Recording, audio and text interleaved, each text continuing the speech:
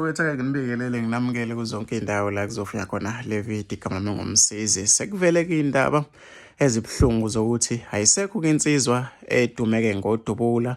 Okuvele iy'ndaba zokuthi idutshulwe kuyizolo eGoli-ke ibiphuthunywa esibhedlela. Namhlanje noma-ke sekuvele manje iy'ndaba zokuthi esisishiyile-ke emhlabeni ayisekho-ke emhlabeni emva kokudutshulwa-ke ngesihluku izolo-ke eGoli. Lezi ndaba-ke kukhulunywe ngazo kanti sifuke ngazo ey'nkundleni zokuxhumana kuvela iy'ndaba zokuthi udutshuliwe.